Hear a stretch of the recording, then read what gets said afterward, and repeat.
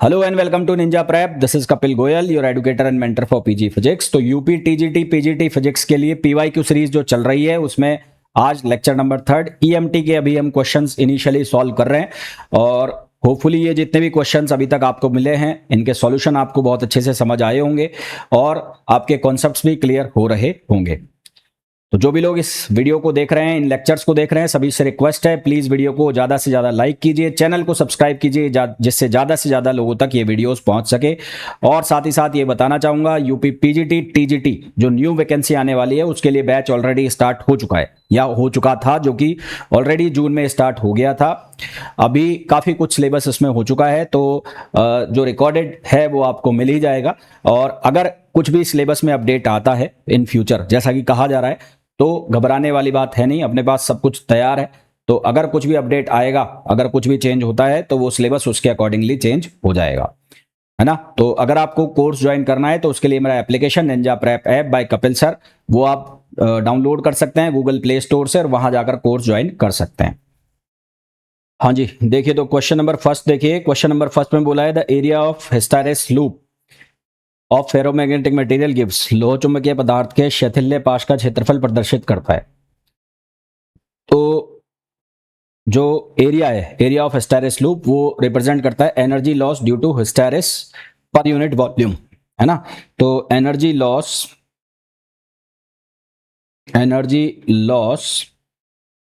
Due to hysteresis per unit volume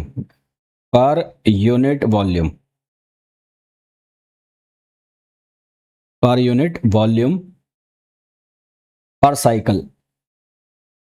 cycle ये किसके बराबर होता है? ये बराबर होता है एरिया ऑफ हिस्टैरिस लूप। ये किसके बराबर होता है? Area of hysteresis loop. तो हिस्टैरिस लूप का एरिया हम निकालेंगे तो वो बराबर होता है energy loss due to hysteresis per unit volume per cycle. यानी कि अगर मैं यहां पर एनर्जी लॉस की इक्वेशन बनाऊं तो ये बनेगी integration, close integration of HN और DB। ये हमारे पास इक्वेशन बनती है। तो ये किसको रिप्रेजेंट करता है? ये energy that consuming taking the material through one complete cycle, वो किसको रिप्रेजेंट करता है? एरिया को रिप्रेजेंट करता है। नेक्स्ट क्वेश्चन है which of the following statement are true.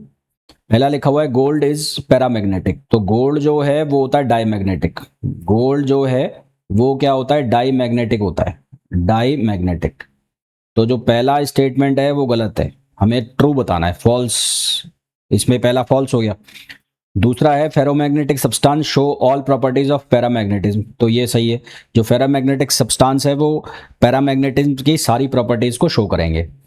तीसरा वाला जो है diamagnetic substance obeys curies law. तो क्यूरी जो लॉ होता है जिसमें मैग्नेटिक सस्पेक्टेबिलिटी काई वो बराबर होती है C/T के, तो ये होती है फॉर पैरामैग्नेटिक। ये किसके लिए होती है? पैरामैग्नेटिक सब्सटेंस के लिए होती है। और जो डाईमैग्नेटिक सब्सटेंस है वो टेम्परेचर से इंडिपेंडेंट होता है, तो ये भी क्या हो गया? फॉल्स हो गया। ये भी हो गया फॉल्स। फिर है magnetic susceptibility of air is 0। तो एयर की जो सस्पेक्टेबिलिटी बहुत लो होती है, तो air susceptibility is very very small. Air की जो सस्पेक्टेबिलिटी है वो बहुत ज्यादा क्या होती है? स्मॉल होती है, is very small. hence it can be considered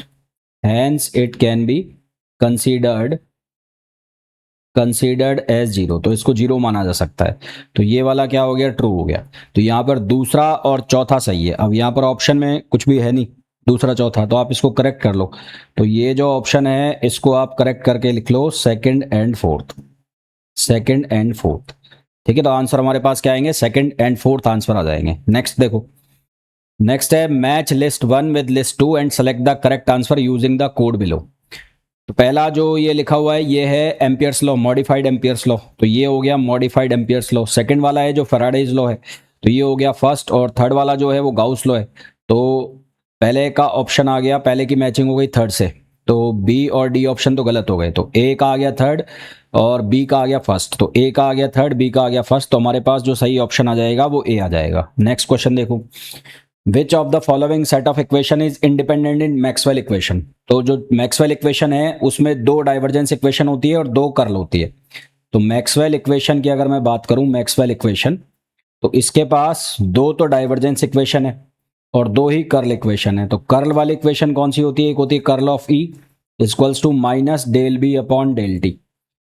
तो अगर इसका मैं डाइवर्जेंस लेता हूं तो ये बनेगा curl of E equals to, यहां पर ये माइनस हो गया और यहां डेल अपॉन डेल टी, और ये हो जाएगा डाइवर्जेंस ऑफ बी। क्योंकि हमने पढ़ा है कि कर्ल का डाइवर्जेंस लेंगे तो वो किसके बराबर होता है? जीरो के बराबर होता है। तो यहां से हमें क्या मिल जाएगा? डाइवर्जेंस ऑफ बी कितना मिल जाएगा? जीरो मिल जाएगा। फिर इसी तरह से फोर्थ इक्वेशन हमारे पास जो है मॉडिफाइड एम्पियर्स लॉ, वो होता है curl of B equals to mu not J plus ये म्यू नॉट एप्सिलॉन नॉट और del E upon del T. इसको एप्सिलॉन नॉट को अंदर ले जाओ तो डेल डी भी आप इसको लिख सकते हो। तो इसका अगर आप डाइवर्जेंस लेते हो तो divergence of curl of B, यहाँ से हो जाएगा ये म्यू नॉट बाहर, ये हो जाएगा डाइवर्जेंस ऑफ जे, और प्लस यहाँ से ये म्यू नॉट, और यहाँ से एप्सिलॉन नॉट को अंदर में ले जाऊं तो डेल अपॉन डेल टी, ये हो जाएगा डाइवर्जेंस ऑफ डी। क्योंकि जो डी है वो बराबर होता है एप्सिलॉन नॉट और इंटू ई नॉट। इसके बराबर कर सकते हो एप्सिलॉन नॉट इंटू ई के बराबर कर सकते हो। फिर यहाँ से ये वाला पोर्शन तो हो जाएगा जीरो। अब कंटिन्यूटी इक्वेशन जो है, कंटिन्यूटी इक्वेशन कहती है कि divergence of J plus del rho upon del T किसके बराबर? जीरो। तो यहां से ये वैल्यू अगर मैं सब्सटीट्यूट करता हूं तो यहां से हमारे पास बनेगा डाइवर्जेंस ऑफ डी और ये डेल अपॉन डेल टी, और माइनस ये हो जाएगा रो इक्वल्स टू जीरो। तो यहां से हमारे पास इक्वेशन आ जाएगी divergence of D equals to rho. तो जो कर्ल इक्वेशन है उनसे हम क्या बना सकते हैं? डाइवर्जेंस वाली इक्वेशन बना सकते हैं। तो यहाँ दो जो कर्ल इक्वेशन है वो दोनों क्या होती है? इंडिपेंडेंट होती है। उससे हम डाइवर्जेंस इक्वेशन बना सकते हैं। तो हमारे पास आंसर क्या आ जाएगा? ए आ जाएगा। नेक्स्ट देखो, कॉइल हैविंग एन इंडक्शन यानी कि एल की वैल्यू दी है और एल की वैल्यू है 0.3 हेनरी। तो यहां से एक्स एल की वैल्यू हो गई 2 पाई एफ एल, तो ये बनेगा 2 पाई, एफ की वैल्यू हो गई 50 और एल की वैल्यू हो गई 0.30। तो इसको जब आप सॉल्व करोगे तो यहां से आपके पास जो वैल्यू आएगी 30 पाई, 50 दूनी 100 और 100 इसमें चला जाएगा तो ये आएगा 30 पाई, ये वैल्यू आ जाएगी। और 30 पाई को आप सिंप्लीफाई करोगे तो 30 इंटू 3.14, तो ये बनेगा 94.2। ये एक्सएल की वैल्यू आ गई। आर हमें गिवन है, आर की वैल्यू जो है वो है 30 ओम। तो हमें यहाँ इम्पिडेंस निकालना है। तो इम्पिडेंस किसके बराबर होगा? XL square plus R square. तो ये हो जाएगा कितना? ये हो जाएगा 30 का स्क्वायर प्लस ये हो जाएगा 94.2 का स्क्वायर। तो इनका स्क्वायर करके फिर आंसर निकालते हैं, प्लस और इसका कर दें हम अंडर रूट, तो हमारे पास आएगा 98.86। तो जेड की वैल्यू हो गई 98.86। हमें निकालनी करंट, तो करंट किसके बराबर होगा? V upon Z. तो V की वैल्यू है 220 और Z की वैल्यू आ गई 98.86। तो 220 डिवाइड बाई 98.86 करा तो हमारे पास 2.22 एम्पियर आ गया। तो आंसर हमारे पास क्या आ गया? 2.22 एम्पियर, जो कि ऑप्शन हो जाएगा कौन सा? ए ऑप्शन हो जाएगा। नेक्स्ट क्वेश्चन देखो, which of the following statement is false. इनमें से कौन सा स्टेटमेंट फॉल्स है? पहला है Wheatstone bridge is maximum sensitivity. Wheatstone bridge की मैक्सिमम सेंसिटिविटी होती है जब चारों रेजिस्टेंस P बराबर Q बराबर R बराबर S हो जाता है, तो मैक्सिमम सेंसिटिविटी होती है उसकी। बिल्कुल सही लिखा है। दूसरा है in Wheatstone bridge on changing the places of galvanometer and cell the balancing bridge is affected. ये गलत है। अगर हम उनकी पोजीशन को भी चेंज कर देंगे, मतलब P की जगह आप लिख दो क्यू की जगह आप लिख दो P, तो अगर हम उनको चेंज करेंगे तो जो बैलेंसिंग की कंडीशन है उसमें कोई इफेक्ट नहीं पड़ेगा। तो बी जो है यहाँ पर फॉल्स हो गया। फिर तीसरा है Kirchhoff's first law shows charge conservation, सही है। और फिर चौथा है rheostat can be used eight potential divider, ये भी सही है। तो हमें चुनना है गलत कौन सा है, तो बी यहाँ पर जो है वो रॉन्ग आंसर हो गया। नेक्स्ट क्वेश्चन देखो भाई, नेक्स्ट क्वेश्चन है the self inductance per unit length, self inductance per unit length of the system consisting two long parallel wire. तो लॉन्ग पैरेलल वायर है दो, ईच ऑफ रेडियस आर, दोनों की रेडियस आर है, और separated from each other by distance D, दोनों एक दूसरे से डी डिस्टेंस पर हैं, between their axis in air. एक दूसरे से d दूरी पर स्थित तथा r त्रिज्या के दो समानांतर तारों से निर्मित निकाय का हवा में एकांक लंबाई के लिए स्वयं प्रेरण है। तो सेल्फ इंडक्टेंस निकालना है इसका पर यूनिट लेंथ में, यानी कि L/R की वैल्यू में चाहिए। और यहां पर दो पैरेलल वायर है, रेडियस दे रखी है, दोनों के बीच का सेपरेशन दे रखा है from each other distance d between their axis, उनके एक्सिस के बीच में निकालना है इन एयर, उनके एक्सिस के बीच में निकालना है इन एयर। तो देखो यहां पर मान लो, ऐसे मान लो कि यहां पर हमारे पास है और यहां से इसकी जो डिस्टेंस हो गई इस तार से वो हो गई x, तो यहां से ये डिस्टेंस हो जाएगी कितनी d माइनस एक्स। तो पहले इसकी वजह से यहां पर मैग्नेटिक फील्ड, इसकी वजह से यहां पर मैग्नेटिक फील्ड निकाल लेते हैं।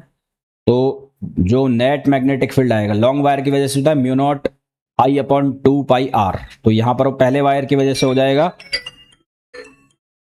पहले वायर की वजह से हो जाएगा mu not I upon 2 pi x, और इधर हो जाएगा mu not I upon 2 pi, और ये हो जाएगा d माइनस एक्स।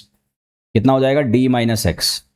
अब ये जो हमने यहाँ पर वायर माना है, ये वाला वायर, इस वायर के लिए हम एरिया मान लेते हैं। तो इसकी जो थिकनेस है वो मान लेता हूँ dx, और इसकी लेंथ मान लेते हैं l। तो इसका जो एरिया है, एरिया d है, तो इसका एरिया हो जाएगा l इंटू डी एक्स। तो फाई की जो वैल्यू है वो हो जाएगी b इंटू डी है, फ्लक्स की वैल्यू हमें निकालना है। l बराबर होगा फाई अपॉन आई। तो यहाँ से b इंटू डी आ गया, तो ये हो जाएगा म्यू नॉट आई अपॉन 2 पाई, तो कॉमन आ गया, और ये बनेगा 1 upon x plus 1 upon D minus x. और डी ए की वैल्यू कितनी हो गई, डी ए की वैल्यू हो गई L into D x. L का मतलब है लेंथ और डी एक्स मतलब जो हमने मोटाई मानी है। तो हमें पर यूनिट लेंथ निकालना है।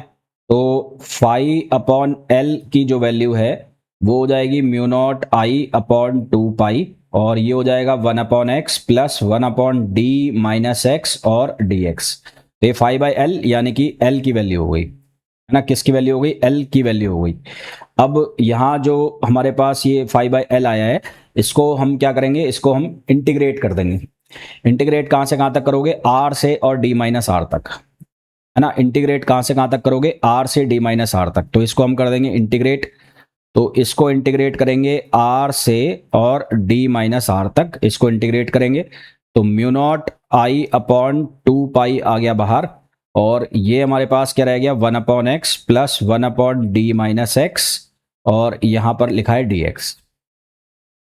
तो इसको इंटीग्रेट करोगे तो 1 अपॉन एक्स का होगा लॉग एक्स, तो यहां बनेगा म्यू नॉट आई अपॉन 2 पाई, ये बनेगा लॉग ऑफ एक्स प्लस यहां पर कितना बन जाएगा, ये लॉग, ये डी लिखा है ना यहाँ पर, ये डी है, तो यहां पर बनेगा माइनस में, तो यहां पर क्या आ जाएगा माइनस, तो ये आ जाएगा माइनस लॉग और डी माइनस एक्स, और ये हो जाएगा आर से कहां तक, डी माइनस आर तक। तो इसको जब हम सिंप्लीफाई करेंगे तो हमारे पास फाई की वैल्यू आएगी mu naught I upon 2 pi, और आर रख देंगे एक्स की जगह, तो यहां पर आ जाएगा हमारे पास लॉग, यहां पर रखेंगे तो ये आएगा log R minus log D minus R. एक बार डी माइनस आर रखना पड़ेगा, एक बार आर रखना पड़ेगा। तो log D minus R minus log R, और माइनस यहां पर रखना पड़ेगा लॉग डी माइनस डी, ये प्लस आर हो जाएगा, ठीक है। और यहां पर कितना हो जाएगा माइनस माइनस प्लस, तो ये हो जाएगा लॉग आर। तो ये वाला कटेगा पूरा, तो यहां से हमारे पास फाई की वैल्यू आ जाएगी mu not I upon 2 pi, और ये हो जाएगा लॉग, ये हो जाएगा D minus R upon R. Log की प्रॉपर्टी लगा दी, log D minus R upon R. तो ये फाई की वैल्यू आ गई, फाई की क्यों, एल की वैल्यू आ गई ना, यहां से हमने निकाला था एल, तो एल की वैल्यू आ गई ना, ये एल की वैल्यू आ गई। तो ये हमारे पास एल की वैल्यू, एक मिनट रुकना, फाई अपॉन एल, अच्छा फाई अपॉन एल निकाल रहे हैं तो फाई प्राइम कर लो इसको, फाई प्राइम सॉरी, इसको कर लो आप फाई प्राइम, क्योंकि फाई नेट जो है वो एल आई के बराबर होगा, तो आई से डिवाइड कर देंगे इसको। तो यहाँ पर इसको फाई लिख लो, आप फाई प्राइम लिख लो, फाई प्राइम, और इसको लिख लो फाई प्राइम। हमें निकालना है एल, तो एल की वैल्यू हो जाएगी फाई प्राइम अपॉन आई। तो यहाँ से हमारे पास वैल्यू बनेगी म्यू नॉट अपॉन 2 पाई, और ये हो जाएगा लॉग, और ये D minus R upon R, ये आंसर है क्या। यहाँ पर यही आंसर है क्या? एक मिनट रुको भाई, कहीं पे मैंने गड़बड़ की है क्या? देखो एक बार, यहाँ हमारे पास क्या बन रहा है? ये बन रहा है log d माइनस आर, ठीक है, माइनस लॉग आर, फिर x की जगह d माइनस आर रखा तो d माइनस डी कट गया, और माइनस माइनस क्या हो गया? प्लस हो गया, ठीक है, आर हो गया। फिर हमने यहाँ रखा माइनस, तो ये अंदर जाके माइनस प्लस हो जाएगा, तो ये डी माइनस आर होगा। एक मिनट रुको भाई, गड़बड़ हो गई है, गड़बड़ हो गई है, यहाँ गलत काट दिया। ये डी माइनस आर हो जाएगा, ये हो जाएगा डी माइनस आर, तो ये टू आ जाएगा यहाँ पर, ट्वाइस हो जाएंगे ना, तो ये टू से टू कैंसिल हो जाएगा, ये कटेगा नहीं, तो यहाँ ये टू हट जाएगा।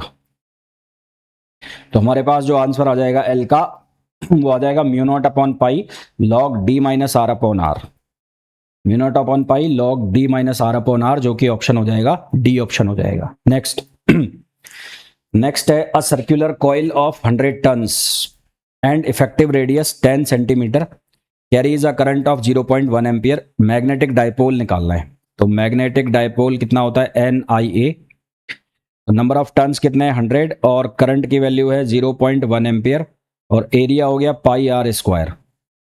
तो यहां से ये हमारे पास बना, ये तो बना 10, और ये हो गया पाई, आर की वैल्यू 10 सेंटीमीटर है, तो 10 सेंटीमीटर इंटू 10 पावर माइनस 2 का स्क्वायर, तो ये बना 10 पाई, और यहाँ पर ये हो गया 100, और ये हो गया 10 पावर माइनस 4, तो ये बनेगा 10 पावर माइनस 2, तो m इक्वल्स टू हो गया 10 पाई इंटू 10 पावर माइनस 2, तो m की वैल्यू आ जाएगी 0.1 पाई, तो m की वैल्यू आ जाएगी 0.1 पाई, जो कि ऑप्शन हो गया डी हो गया। नेक्स्ट,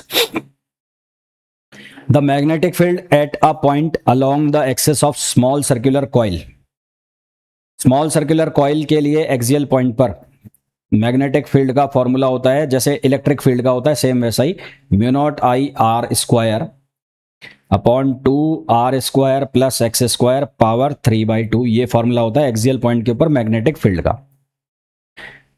फिर हमें पूछा है डिस्टेंस फ्रॉम सेंटर, तो यदि x की वैल्यू r के कंपैरिजन में ज़्यादा है तो R square plus X square power 3/2 को हम किसके बराबर लिख सकते हैं? एक्स क्यूब के। तो मैग्नेटिक फील्ड प्रोपोर्शनल हो जाता है 1/x क्यूब के, और x की जगह हो गया है r, तो ये हो जाएगा 1/r क्यूब, तो आंसर हमारे पास आ जाएगा 1/r cube. Next, in going from the surface of charged metallic sphere towards the centre, तो ये चार्ज मेटालिक स्फीयर है, यहाँ पर जो इलेक्ट्रिक फील्ड है वो बराबर होगा के क्यू अपॉन आर स्क्वायर, और अंदर जो इलेक्ट्रिक फील्ड होगा वो होगा जीरो, तो अंदर जो इलेक्ट्रिक फील्ड है वो क्या होगा? जीरो होगा। Next, the concept of displacement current is major contribution of, तो डिस्प्लेसमेंट करंट जो होती है आई डी, वो बराबर होती है एप्सिलॉन नॉट, और ये D phi E upon D T, ये डिस्प्लेसमेंट करंट है। और करंट डेंसिटी अगर मैं यहां से बनाऊं तो करंट डेंसिटी बनती है del D upon del T. अब जो मैक्सवेल का एम्पियर्स लॉ है, मॉडिफाइड एम्पियर्स लॉ, तो वो होता है curl of H equals to J plus del D upon del T, तो ये कहां से आ रहा है? मैक्सवेल से आ रहा है, तो हमारे पास आंसर क्या आ जाएगा? मैक्सवेल आ जाएगा। क्या आ जाएगा? मैक्सवेल। नेक्स्ट, पॉइंटिंग वेक्टर की यूनिट बतानी है, तो पॉइंटिंग वेक्टर की यूनिट होती है एनर्जी पर यूनिट टाइम और पर यूनिट एरिया। तो हमारे पास यहाँ एनर्जी पर यूनिट टाइम ये होता है पावर, और पावर होती है किसमें? वॉट में। तो हमारे पास जो यूनिट बन गई वो बन गई वॉट पर यूनिट एरिया। क्या बन गई? वॉट पर यूनिट एरिया, जिसको आप लिख सकते हो वॉट पर metre square.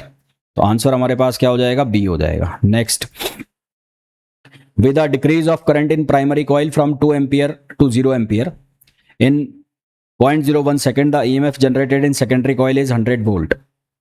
The mutual inductance will be, तो हमारे पास फॉर्मूला m, यहाँ पर इसको मैं मॉड में लिख रहा हूँ, यहाँ पर साइन नहीं ले रहा, M D I upon D T, तो m की वैल्यू हो जाएगी e और डिवाइड हो जाएगा D I upon D T से। तो सबसे पहले आप निकाल लो D I upon D T, तो D I upon D T 2 से कहाँ हो रहा है? 0 हो रहा है, और टाइम कितना हो गया? 0.01 सेकेंड, तो यहां से आ गया ये 200 और E की वैल्यू आपको कितनी दे रखी है 100 वोल्ट, तो M हो जाएगा 100 अपॉन 200, तो ये आ जाएगा 0.5 हेनरी। तो हमारे पास आंसर आ जाएगा 0.5 हेनरी, यानी कि option D. Next, electric flux in electric field through a small area. तो for small area D phi equals to हम लिखेंगे ई डॉट डी एस। तो ये स्मॉल एरिया के लिए, ये किसके लिए है, स्मॉल एरिया के लिए। अगर मैं इसका क्लोज इंटीग्रेशन कर दूं, तो क्लोज इंटीग्रेशन यानी कि ये बना ई डॉट डी एस, तो ये हो जाएगा फॉर कंप्लीट एरिया, ये हो जाएगा कंप्लीट एरिया के लिए, और हमें चाहिए स्मॉल एरिया के लिए, तो हमारे पास आंसर क्या आएगा, ए आएगा। Next, for 1 metre long solenoid n equals to 500 L I equals to 5 ampere, B निकालना है सेंटर पर। तो सोलेनॉइड के लिए मैग्नेटिक फील्ड का फॉर्मूला होता है म्यू नॉट एन आई। तो म्यू नॉट की वैल्यू आप लिख लो 4 पाई इंटू 10⁻⁻7, n की जो वैल्यू हो गई वो हो गई 500, और आई की जो वैल्यू है वो हो गई 5।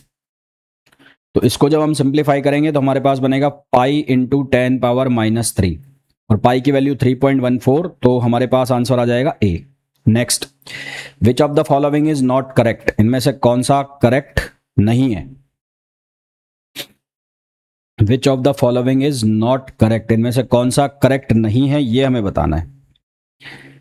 तो यहां पर लिखा है curl of B equals to mu not J plus del D upon del T. तो ये तो मैक्सवेल इक्वेशन हो गई।